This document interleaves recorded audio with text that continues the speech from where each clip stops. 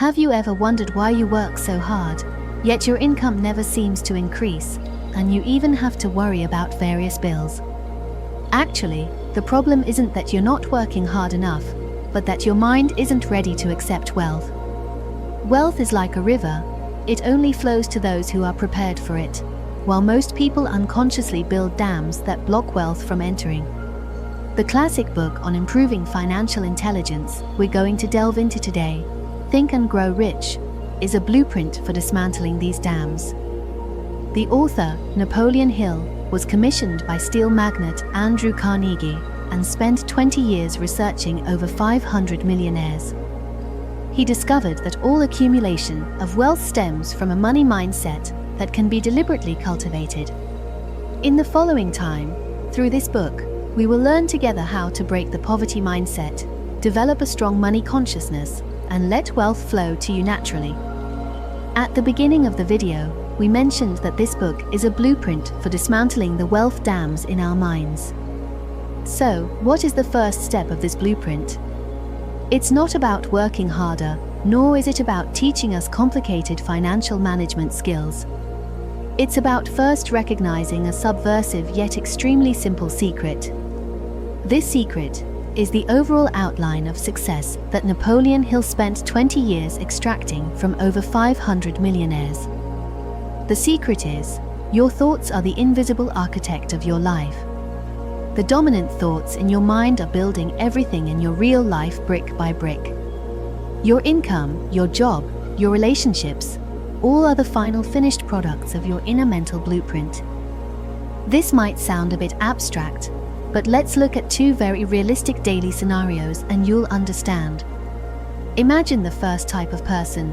The first thought that pops into his head when he opens his eyes every day is, "Ooh, I have to pay the credit card bill again today." On his way to work, he worries about whether the company will lay off employees. During the lunch break, chatting with colleagues, he complains that prices are too high and life is unbearable. When he gets home at night, scrolling through his phone, he thinks enviously, why is everyone else's life always so wonderful? Have you noticed? His thoughts throughout the day revolve around scarcity, worry, and complaint. This is the design blueprint he hands over to life. Predictably, his real world is bound to be filled with bills, insecurity, and the frustration of unfulfilled desires. Let's look at the second type of person. Maybe his current situation is similar to the first person, but he consciously chooses different thoughts. When he wakes up every day, he thinks, what value can I create at work today? On his way to work, he listens to a blog about improving skills. During the lunch break, he talks with positive colleagues to look for new opportunities. When he gets home at night, he spends half an hour brainstorming and planning a small goal that can change his current situation. His thoughts always revolve around growth, opportunities, and solutions. This is another design blueprint he hands over to life. So, how different will these two people's lives be in a year? This is the starting point of Think and Grow Rich. It doesn't teach you complicated investment skills, but lets you first stop and look at the life blueprint in your mind. Because if the blueprint in your hand is of a thatched cottage, no matter how hard you work to move bricks, you'll never be able to build a skyscraper. How powerful is this principle? The book tells a classic case that perfectly illustrates the amazing power of this mental blueprint. There was a poor young man named Edwin Barnes, and his mind had only one extremely clear blueprint: to become a business partner of the great inventor Thomas Edison. Note, not to work for him, but to be his partner. Although he had nothing in reality, relying on this powerful inner blueprint, he hitched a ride on a train to get to Edison's side and started as a low-paid, odd-job worker. In the eyes of others, he was far from his dream, but in Barnes' own heart, he had already engraved the blueprint of "I am Edison's partner" deep in his soul. So, when a failed product that everyone thought couldn't be sold appeared, others saw trouble, but his partner blueprint made him see a unique opportunity. Eventually, he gained huge wealth through this opportunity, truly realizing his initial seemingly whimsical idea. So the first core of this book is to make you realize that you have the ultimate power to change everything, the right to choose your thoughts. Before you start learning any skills, please first do the simplest and most important thing: become an observer of your own thoughts. From today on, pay attention to what you think about most every day. Are your thoughts drawing a treasure map leading you to wealth, or a map that traps you in place? When you start to realize the power of thoughts and are ready to personally draw a new life blueprint leading to prosperity, you will naturally ask, how should I make the first move? How can I turn a vague desire into a firm belief strong enough to shake reality? This is what we will explore in depth in the next part. The first step to getting rich: how to ignite the engine of your desire. We already know that the thoughts in our minds are the invisible architects of life. But the question is, how can we consciously draw a new life blueprint leading to prosperity? How can we turn a vague desire into a firm belief strong enough to shake reality? This is the first step to getting rich that we need to learn: igniting the engine of your desire. First, we must completely separate the two words hope and desire. To be honest, most of our goals stay at the level of hope. I hope to have more money. I hope life can be better. This kind of hope is powerless. It's like telling a taxi driver, I want to go to a good place. The driver has no idea where to go. The desire that Napoleon Hill talks about is giving the driver an extremely precise address. It is a clear and fiery longing that has been transformed and focused. This longing will make you willing to pay the price for it, willing to go all out for it. So how can we transform a vague hope into such a clear and powerful desire? Napoleon Hill provides an extremely specific tool here, which can be called the first practical secret of the book. He calls it the 6 steps to turn thoughts into gold. These 6 steps are like a GPS for goal setting, helping you lock in your wealth destination. Let's go through the process with a very specific goal. For example, your goal is to earn an extra 50,000 yuan in a year through a side hustle in social media. Step 1. Specify the amount of money you want, not earn more money, but a clear 50,000 yuan. Step 2. Specify what you are going to give in return, such as I am willing to invest at least 10 hours a week in learning, creating, and operating my account. Remember, there is no such thing as getting something for nothing. Step 3. Set a clear deadline, such as before July 23, 2026. A goal without a time limit can only be called a fantasy. Step 4. Formulate a clear plan and start acting immediately, such as learning positioning and platform rules in the first month, publishing 15 pieces of content in the second month, and starting to try to monetize in the third month. Step 5. Write down the above 4 points and treat it as a sacred contract you sign with yourself. Step 6. The most critical step. Read it aloud twice a day, and while reading, try to see and believe that you already have this money. All right, here comes the most critical question. The 6th step sounds a bit insincere. How can I feel like I already have the money when I haven't earned it yet? Isn't this self-deception? This is precisely the core fuel that starts our inner engine, confidence. It has nothing to do with self-deception, it's a mental rehearsal. A basketball player, before taking a free throw, will imagine the ball swishing through the net over and over in his mind. He isn't just hoping the ball goes in, he's making the result of success incredibly familiar to his nervous system through this mental rehearsal. When you spend a few minutes each day imagining the text message from the bank, when you receive that 50,000 yuan, and feeling the joy and satisfaction of that success, you're conducting a mental rehearsal for success. This rehearsal is injecting a new destination into your powerful autopilot system, the subconscious. Your conscious mind might doubt, but your subconscious only responds to the emotional images and feelings you feed it. The story of the little girl in the book is the best proof. She went to ask a grumpy man for 50 cents. The man roughly refused her, but she didn't back down. Instead, With all her strength and unshakable conviction, she shouted sharply, "You must give my mother 50 cents. At that moment, she wasn't hoping to get it. She was declaring a fact she'd already accepted deep in her heart. As a result, the man was overwhelmed by the pure and powerful force of her belief and obediently took out the money. She had no complicated plan, only unshakable confidence perfectly fused with desire. So the first step to getting rich is actually a complete loop. First, you use the 6-step method to clarify your vague hopes into a clear, specific, and planned goal, just like entering a precise address in a GPS. Then, through daily mental rehearsals, the 6th step, you build unshakable confidence, making your powerful inner autopilot completely lock onto this new target and start moving toward it day and night automatically. Okay, now our internal navigation system is set, and the target is clearly locked. But our rational, conscious mind is always full of doubts. How can we bypass this argumentative rational brain and directly communicate with the truly powerful, miracle-creating parts deep within us? This is what we'll explore in the next part, the 2nd step to getting rich: how to talk to your subconscious and deeply implant the wealth blueprint in your heart. We already know that the first step to getting rich is to ignite a clear and fiery desire, fueling it with unshakable confidence. But there's a huge challenge here.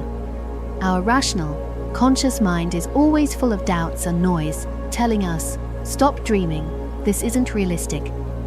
So how can we bypass this argumentative rational brain and directly communicate with the truly powerful, miracle-creating part deep within us? This is the 2nd step we need to learn: how to talk to your subconscious and deeply implant the wealth blueprint in your heart. First, we need to figure out what the subconscious really is. Don't overcomplicate it. We can imagine it as an extremely powerful background automatic operating system in our brains, or the autopilot of a plane. Your consciousness is the pilot in the cockpit, responsible for setting the destination, like "I want to earn 1 million yuan in 5 years. But you can't manually fly the plane 24 hours a day, right? It's the tireless autopilot system, the subconscious, that actually executes complex instructions, calculates routes, adjusts engines, and handles air currents. This autopilot has 2 very important features. First, it's incredibly powerful, connected to all your memories, emotions, and bodily functions, working 24/7 without rest. Second, it never judges. If you input the command "fly to Beijing," it flies to Beijing. If you input "crash into the mountain," it executes without hesitation. It only faithfully carries out the final instructions you give. The problem is that most people's lives crash because we, the pilots, are too unreliable. One moment we input, "I want to fly to the shore of wealth," into our consciousness, and the next, we panic at the slightest turbulence or setback, shouting, "We're done for, this goal is impossible." These chaotic, contradictory instructions only paralyze our autopilot, leaving us going nowhere in the end. So to make this powerful system work for us, we must learn to give it instructions in a clear, firm, and unwavering way. This tool for giving instructions is called self-suggestion. Self-suggestion is the code you use to program the supercomputer of your subconscious. The 6th step in the 6-step method we learned earlier, reading your wealth declaration aloud every day, is the cool programming action. But why do many people repeat their affirmations daily with no effect? Because they only input the code but forget to press the most critical execute button. What is this execute button? It's emotion. Napoleon Hill repeatedly emphasizes a core point in the book: your subconscious doesn't understand dry reasoning, it only responds to thoughts filled with emotion and belief. It's like typing a line of code on a computer.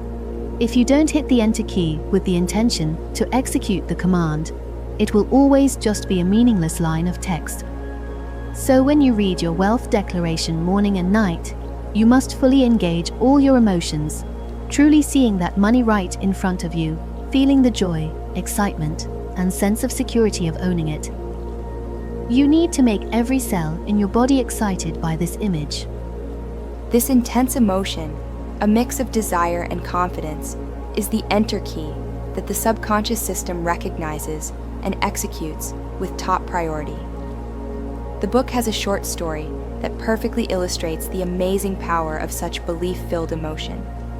The protagonist, Darby, as a child once witnessed a tenant's little girl ask his grumpy uncle for 50 cents. His uncle roughly refused her, even threatening to throw her out. Most children would have cried, but this little girl stood her ground. When Darby's uncle stormed toward her, she suddenly took a step forward, stared him straight in the eye, and shouted with all her strength, "You must give my mother 50 cents." In that instant, a miracle happened. His uncle, that ferocious beast, seemed struck with awe by an invisible force. He stopped, stared at the little girl for a moment, then silently took out 50 cents and gave it to her. What did this little girl do? She had no complicated plan, but in her mind, the thought, "I must get these 50 cents," was completely fused with an unwavering, powerful belief and emotion. She wasn't begging, she was declaring a fact. This powerful state of mind could even directly influence others' behavior. She performed the purest, most powerful act of self-suggestion, making reality yield to it. So the second step to getting rich is to become an excellent subconscious programmer. You must clearly recognize that your subconscious is an incredibly powerful autopilot system, and you must stop feeding it chaotic and doubtful instructions.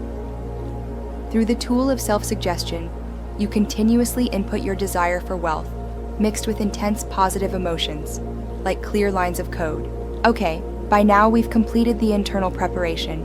We've ignited the engine of desire and learned how to program our subconscious.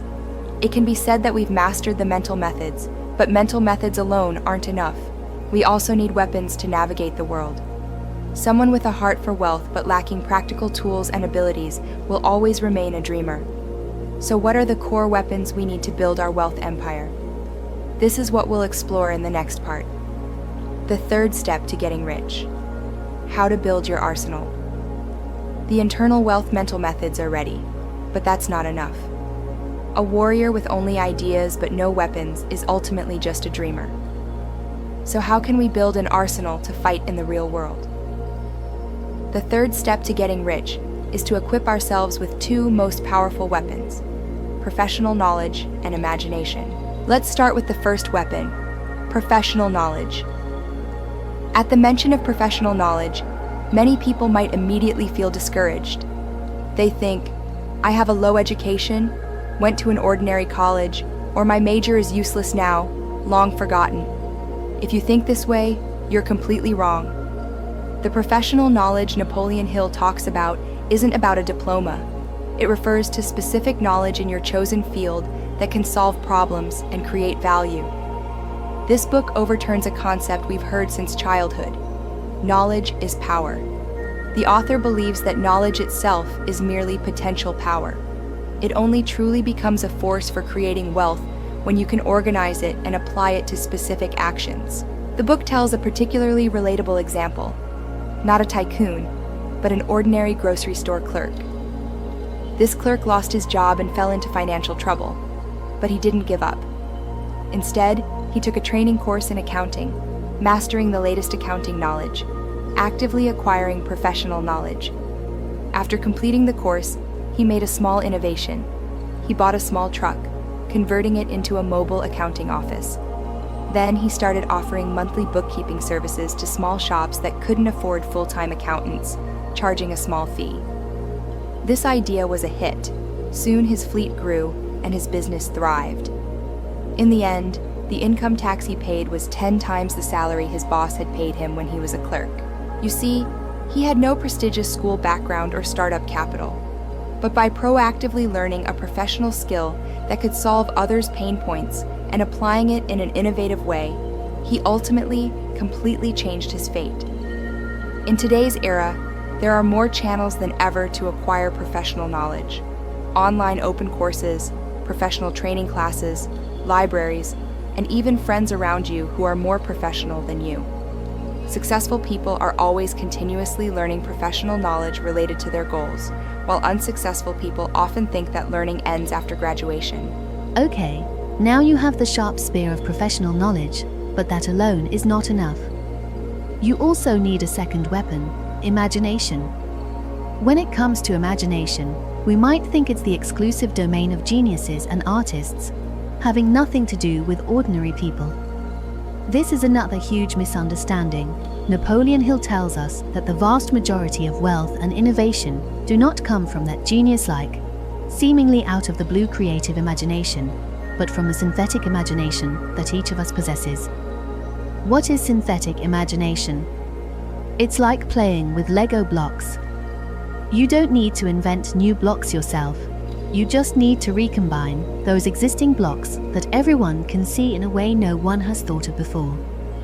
Let's take an extremely simple example from the book. A publisher found that a book in his warehouse just wouldn't sell.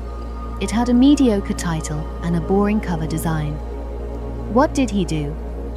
He didn't ask the author to rewrite it, which would be too complicated. He just used a little imagination. He tore off the original cover, replaced it with a highly attractive new title and cover, without changing a single word of the content. As a result, the sales of this new version instantly exceeded 1 million copies. This is the kind of imagination ordinary people can use. It's not about invention or creation, but about recombination and redefinition. Look around in our lives. Someone combined the existing elements of coffee shops with the existing needs for social spaces and created Starbucks. Someone combined the existing supermarket model with the existing office supplies and created Staples. None of them invented something entirely new. They just saw connections between different things that others didn't. So the third step to getting rich is to build a powerful arsenal for ourselves. First, through continuous learning, forge a sharp spear of professional knowledge, making ourselves someone who can truly solve problems in a specific niche. Then, always keep an open and curious mind, activate your imagination, and constantly ask yourself, can I combine the skill I've mastered with another existing thing to create a little new value? When these two weapons, your professional knowledge and your imagination, are perfectly combined in your hands, you will have the confidence to open up new territories in any industry. By now, we have both the internal mindset and external weapons, but a pile of top-notch building materials and a perfect architectural blueprint can't automatically build a mansion. We still need a detailed construction plan and an efficient construction team. This is what we will explore in depth in the next part, the fourth step to getting rich, how to draw your wealth treasure map. By now, we have these two powerful weapons, professional knowledge and imagination. But with just weapons and a blueprint, the wealth mansion won't build itself. The fourth step to getting rich is to draw our construction plan, formulate a thorough plan, and assemble our construction team, that is, gather a strong mastermind group. Let's first talk about the thorough plan. At the mention of a thorough plan, many people might immediately feel overwhelmed, as if they have to write a 100-page business plan. But it's not like that at all. The beginning of a plan is simply writing down clearly the 6-step method we learned earlier, your goal, the cost, the deadline, and so on. It doesn't need to be perfect, it just needs a start. Here's a relieving secret. Your first plan is almost destined to fail, and that's perfectly normal. Napoleon Hill tells us that most people fail not because their goals are unrealistic, but because when the first plan doesn't work, they directly give up the entire goal. But what do successful people do? If the first plan fails, they immediately switch to a new one. If the new plan also fails, they switch again and keep switching until they find a workable plan. You can imagine your plan as the navigation map in our phones now. You enter your wealth destination, and the navigation will map out the best route for you. But when driving, you might find that there's a traffic jam ahead, or the road is under construction and completely impassable. What would you do then? You would never immediately turn around and go home, giving up on reaching that destination, right? What you would do is let the navigation replan the route. Your wealth building plan is the same. It's not a rigid law carved in stone, but a dynamic navigation that can be adjusted and iterated at any time. The value of a plan doesn't lie in how perfect it is, but in that it gives you a clear starting point for action and a reference for adjustment and optimization when encountering difficulties. Okay, now you have a dynamic navigation map, but you'll soon find a problem. Driving alone is too lonely and tiring. There's no one to discuss with at crossroads, and no one to remind you when you feel sleepy during night driving. You need companions. This leads to an extremely powerful concept in this book, the mastermind group.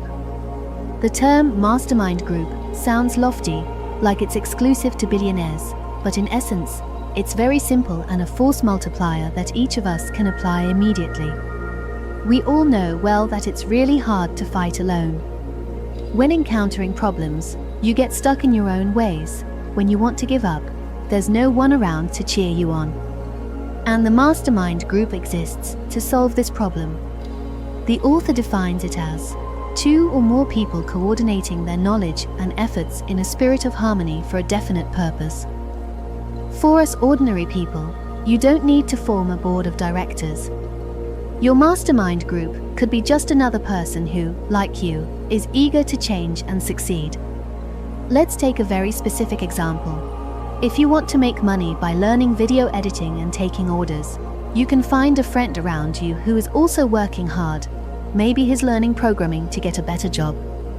The two of you can form the simplest mastermind group. You can set a rule. Have a 10-minute call every Sunday night and only talk about 3 questions. First, what did I do for my goal this week? Second, what difficulties did I encounter? Third, what's my action plan for next week? This seemingly simple 10 minutes every week embodies the power of the mastermind group. First, you supervise each other, eliminating procrastination and laziness. Second, you can provide different perspectives to solve problems for each other. More importantly, when you want to give up, there's someone to tell you, hang in there, you can do it. This kind of spiritual support is invaluable. This small 2-person group is the most basic, but extremely powerful mastermind group. Of course, your mastermind group should follow a few principles. Your goals can be different, but your desire for success must be the same. You must communicate in an atmosphere of complete harmony and mutual trust, and both of you must benefit from this alliance. So your first step is to truly implement your dreams into specific projects. First, you need to establish a dynamically adjustable plan for this project as your navigation map. Second, you need at least one companion to form your own mastermind group as your support team. Now the treasure map is drawn and the treasure hunting crew is assembled. It seems we have everything ready except for the east wind. This ship's voyage also needs an excellent captain. What core qualities must this captain possess? He can lead the team to successfully overcome numerous obstacles in the real world and finally reach the shore of wealth. This is what we will explore in the next part, the character code of successful people. Now that the treasure map is drawn and the fleet is assembled, whether the ship can reach the other shore depends on the captain himself. The 5th step to getting rich is to implant 2 core character codes into this captain: decisive decision-making and iron-like perseverance.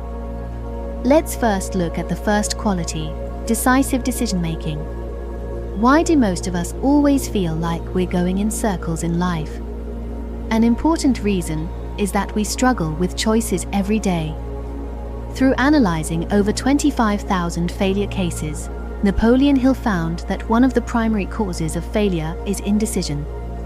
We're all familiar with this term, but few realize how fatal it is. The book says, indecision is the seedling of fear. When you hesitate to start a side hustle, learn a new skill, or even make an important sales call, you're planting a seed of doubt in your own mind. This seed will soon grow into vines of anxiety, eventually bearing the bitter fruit of failure. On the contrary, all successful people share a common habit. They make decisions very quickly, and once made, they rarely change them easily. Let's take a realistic scenario. You want to start a side hustle, like opening an online store. You spend 3 months researching what to sell, then another 2 months comparing different platforms. Half a year later, your store is still just an idea in your head. But a friend of yours, maybe not as thorough in planning, had an idea last month, and this month has already registered the store and listed the first product. He adjusts based on feedback as he goes. A year later, who do you think is more likely to make the side hustle work? The answer is obvious. The reason successful people can make quick decisions isn't that they're smarter or can predict the future.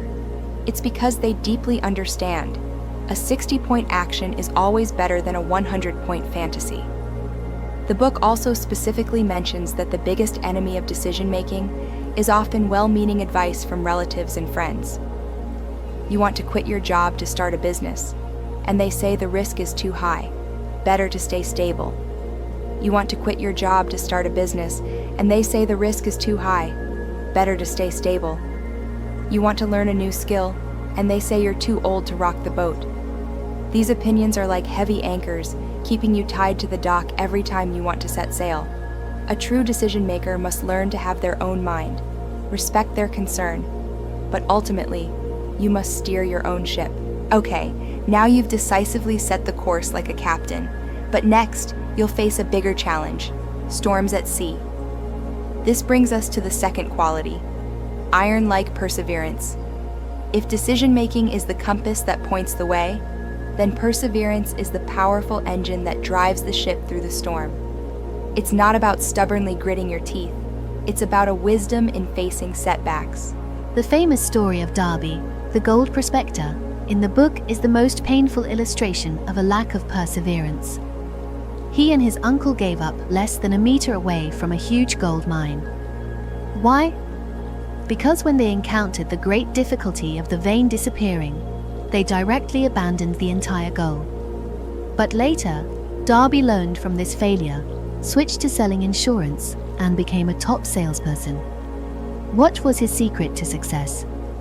He learned the essence of perseverance.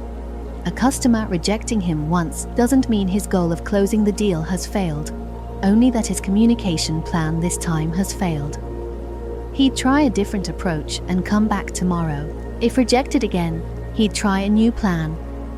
He saw every small failure as a plan iteration, not the end of the goal. That's the truth of perseverance. It's the ability to keep changing failed plans without ever changing the goal. So how can we cultivate such iron-like perseverance? Napoleon Hill also provides a very specific 4-step mental fitness method, which you can use as a daily exercise to build your perseverance muscles. First, a clear goal supported by a strong desire. This is your source of motivation. You must be very clear about why you're doing this, and this why must be strong enough to make you willing to overcome all difficulties. Second, a clear plan followed by consistent action. This is your path of action. Without action, there's no such thing as perseverance. Third, a mind shielded from negative influences. This is your protective barrier. You must consciously block out voices of doubt and discouragement, whether from outside or within. Fourth, a friendly alliance, i.e., your mastermind group. They are your support team, encouraging you when you want to give up. Thus, the 5th step to getting rich is to implant the 2 core character codes of decisive decision-making and iron-like perseverance into ourselves. The captain's about to set sail. By now, our preparations are becoming more complete, and we seem to have all the elements for success. But have you ever thought that in those great success stories, there seems to be an indescribable X factor, or inner flame that lets them exude personal charm, attracting countless followers, a mysterious power that grants them genius-like inspiration at critical moments? What exactly is this power? And how can we harness it? This is the higher-level secret we'll explore in the next part. From the previous section, We've mastered the two core codes of successful people: decision-making and perseverance. But this only makes you a master. There's still a step to becoming a grand master. That step is a personal charm that attracts followers and a sixth sense that brings inspiration. The sixth step to getting rich teaches us to ignite our inner universe and harness these two mysterious and powerful forces. First, let's decode the first force, personal charm. Do you have someone around you like this? When they walk into a room, it's as if the whole room lights up. When they speak, you can't help but listen, finding them incredibly persuasive.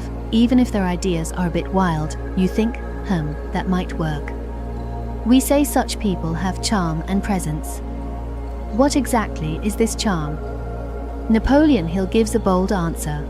It's a transformed and elevated life enthusiasm. The author believes that each of us has a primitive, powerful life energy within, but most people let this energy be consumed by trivial desires and impulses. But successful people know to consciously channel this most powerful energy through their will into their vision and goals. When this energy is successfully transformed, it becomes the enthusiasm, creativity, and personal charm you exude. It's like water, usually used for quenching thirst, but once channeled into a hydroelectric generator, it can light up a city. Let's look at two very specific scenarios. Imagine a salesperson not mechanically reciting product specs, but sharing with shining eyes how the product solved a problem for him, making his life better. What you feel in that moment is more than just product information, it's his irresistible enthusiasm. You might end up buying not because of the product itself, but because you're infected by his energy. Imagine an entrepreneur describing his project, not reciting a business plan, but painting a future he's crazy about, every word and gesture filled with passion and conviction. You'd be drawn to him unconsciously, even wanting to join him. That's the truth of personal charm. It's not some innate superpower, but an ability that can be cultivated. It starts with having a truly intense, unshakable passion for your clear goal. When you truly love what you do, this enthusiasm will naturally radiate from the inside out, becoming your charm, attracting supporting people and resources to you. Having harnessed enthusiasm, let's look at the second, more magical force, the sixth sense. At the mention of the sixth sense, we always think it's mysterious, but the author tells us it's not superstition, but an advanced intuition that naturally emerges when you integrate all the previous principles. You must have had experiences like this, struggling hard with a problem, unable to figure it out, then taking a shower or a walk, not thinking about it at all, when suddenly the answer clicks into your head. That click is the embryonic form of the sixth sense. How exactly does it happen? It's not mysterious at all. You can understand it as your subconscious, the background operating system, sending results to your conscious mind after completing its calculations. When you input all information and emotions about your goal into your subconscious through desire, confidence, professional knowledge, careful planning, mastermind groups, decision-making, and perseverance, it continuously performs massive calculations and combinations in the background 24/7. When you relax and stop interfering with it with your conscious mind, the optimal result of its calculations will flash into your mind as inspiration or intuition. Napoleon Hill himself had a very unique method to train his sixth sense, which he called the invisible counselors meeting. He would regularly imagine holding meetings with 9 great men he admired most, such as Edison and Lincoln. He would present his problems and imagine what advice these masters would give from their respective perspectives. This is certainly not channeling. It is an extremely clever psychological training method. Through in-depth role-playing, he forces you to break free from your inherent mindset. When you strive to think about an invention from Edison's perspective, you are actually activating areas of your brain that are not usually used, thereby inspiring new ideas. So the sixth step to getting rich is to teach us to become energy masters. First, you must learn to purify and transform your innermost powerful life enthusiasm into external personal charm to attract and influence others. Second, through diligent practice of all successful principles, polish your brain into a sharp receiver and learn to capture and trust those fleeting, genius-like intuitions and inspirations. By now, we have learned almost the entire creative process from an idea to finally gaining wealth. It can be said that we already have a complete set of dragon-slaying skills. But why do so many people in reality hold the dragon-slaying sword, but still cannot slay the dragon of poverty?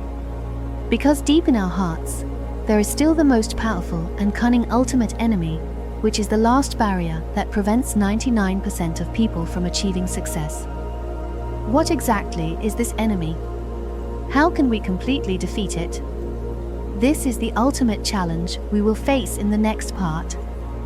In the previous part, we talked about the fact that deep in our hearts, there is still the most powerful and cunning ultimate enemy, which is the last barrier that prevents 99% of people from achieving success. This enemy is fear. Before you apply any positive principle in this book, you must first clear away the three bullies in your heart, which are indecision, doubt and worry, and fear and anxiety. These three are inseparable brothers. Indecision is the seed of fear. Once planted, it will soon grow into vines of doubt and finally bear the fruit of fear of failure. Now, we must face fear itself and uproot it. Napoleon Hill tells us that all fears in the world can ultimately be reduced to 6 basic forms, which he calls the 6 basic fears. They are like 6 ghosts lurking deep in our souls, trying to bring us down all the time. These 6 fears are the fear of poverty, the fear of criticism, the fear of illness, the fear of losing love, the fear of old age, and the fear of death. Now let's focus on analyzing the 2 most common and destructive ones, the fear of poverty and the fear of criticism. First, the fear of poverty, which is by no means just the fear of ending up on the streets. For most of us ordinary people, this fear is actually the mantra that keeps looping in your head. What if I fail? It is this mantra that makes you afraid to start that side hustle you have long thought of, because you are afraid of losing that little principal. It is this mantra that makes you afraid to ask your boss for a raise, because you are afraid of being rejected or even fired. And it is this mantra that makes countless of us prefer to stay in a job we hate, but is stable, exhausting our lives, rather than taking that step towards our dreams. This fear will completely paralyze your reason, stifle your imagination, make you overly cautious, procrastinate in everything, and ultimately make you settle for the status quo and accept mediocrity. Second, the fear of criticism. If the fear of poverty kills our actions, then the fear of criticism kills our ideas, which is the trap of what will others think of me. It is probably the most common form of mental internal friction in our time. You have an excellent video idea, but you dare not shoot it because you are afraid of being laughed at by your classmates. You have a great business idea, but you dare not say it because you are afraid of your friends saying it is unrealistic. You even dare not put forward a different view in a meeting because you are afraid of colleagues and leaders thinking you like to show off. Ask yourself, how many great ideas have been strangled by the thought of afraid of what others think before they even have a chance to get out of your head? This fear will deprive you of your initiative, restrict your personality, make you timid, and ultimately reduce you to a transparent person who dare not express yourself. Okay, we have identified these 2 most powerful enemies, so how can we defeat them? The ultimate weapon Napoleon Hill gives is actually extremely simple, but also extremely powerful. He tells us that fear is nothing but a state of mind, that's all. Since it is only a state of mind, and the only thing humans can fully control is their own thoughts, then the answer is self-evident. The only way to overcome fear is to consciously and actively occupy your mind with a stronger, positive state of mind. You don't need to fight fear, because the more you focus on it, the stronger it becomes. What you need to do is replace it. Your mind is like a room. It cannot be filled with both light and darkness at the same time. What you need to do is not to drive away the darkness, but to turn on the light. What is that light? It is your clear goal supported by a strong desire. Overcoming fear is a war for the attention of your mind. Every morning when you wake up, don't let your mind automatically think about the bills that make you anxious or others' comments about you from yesterday. You should consciously, even forcibly, steer your thoughts toward positive directions. Guide it to the wealth declaration you wrote down and spend 5 minutes imagining and feeling the joy after achieving your goal. You are actively using your desire for wealth to occupy the mental space that the fear of poverty has taken up. You are not eliminating the negative, you are just covering it with a stronger positive. This is the end of our entire journey of thinking to get rich, and also a new starting point. What this book gives you is not a lottery ticket, but a golden key that can open the treasure house in your heart. Your life's career is to achieve success, and the definition of success is not just money, but also the desire for wealth, the abundance of life, and ultimately happiness itself. All of this comes from your thoughts. If you can control your thoughts, you can dominate your destiny. Now this key has been handed over to you. Thank you all for watching, and see you in the next book.